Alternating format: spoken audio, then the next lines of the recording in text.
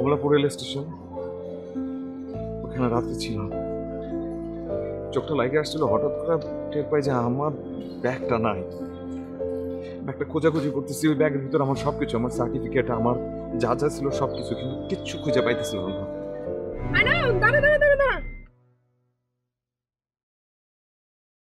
কখন থেকে ডাকছি তোকে, শুনতে পাচ্ছিস না? কি হয়েছে রে, তোর এই অবস্থা কেন?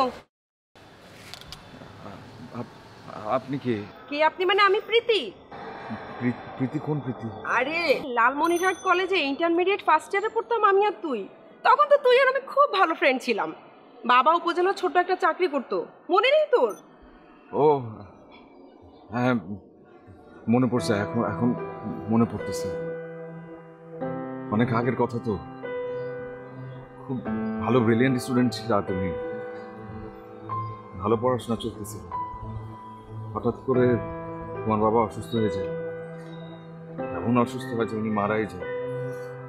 তারপর আর তোমার পড়াশোনা করা হয়নি। তুমি আবার তোমার পুরো পরিবারকে নিয়ে গ্রামের বাড়িতে চলে গেছিলে। আচ্ছা থাক থাক, বাদ দে না বন্ধু, ওসব বাদ দে। ওসব শুধুমাত্রই এখন অতীত। অভাবের সিঁড়ি মারিয়ে আমি এখন সমাজে প্রতিষ্ঠিতদের একজন। অভাব আমাকে এখন স্পর্শই করতে পারে না। গাড়ি খা? গাড়ি? গাড়ি তোর এই বন্ধু প্রীতির।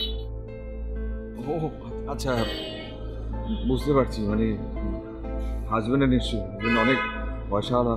আরে না রে, সেসব কিছু না, বাদ দে না ওসব কথা। তোর কথা বল, তোর কি হয়েছে? আমার এই অবস্থা, ঢাকায় আসছিলাম চাকরির জন্য, ইন্টারভিউ দিছে অনেক জায়গায়, কিন্তু চাকরি হইতেছে না। রেজাল্ট ভালো আসছিল, কিন্তু যা টাকা পয়সা নিয়ে আসছিলাম সেগুলো সব খরচ হয়ে গেছে। ওই থাকবো কি করবো কিছু মাথায় আসতেছিল না। পরে কমলাপুর রেল স্টেশন, ওখানে রাত্রে ছিলাম। চোখটা লাগে আসছিল, হঠাৎ করে টের পাই যে আমার ব্যাগটা নাই। ব্যাগটা খোঁজাখুঁজি করতেছি, ওই ব্যাগের ভিতরে আমার সবকিছু, আমার সার্টিফিকেট, আমার যা যা ছিল সবকিছু, কিন্তু কিচ্ছু খুঁজে পাইতেছিলাম না। পরে ওইখানে যেসব ছিনতাইকারীরা ছিল, ওরা আসলে নিজেদেরকে বাঁচানোর জন্য আমার ওটা ছিনতাইকারী বানাইছে, ধর করছে।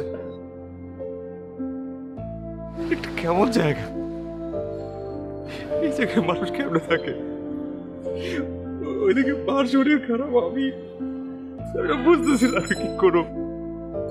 এটা চাকরি অনেক দরকার ছিল, এত কিছু বইলা ঢাকায় আসছে যে পরিবার আমার মার জন্য আমি কিছু করতে পারবো, কিন্তু কিছু করতেছি না।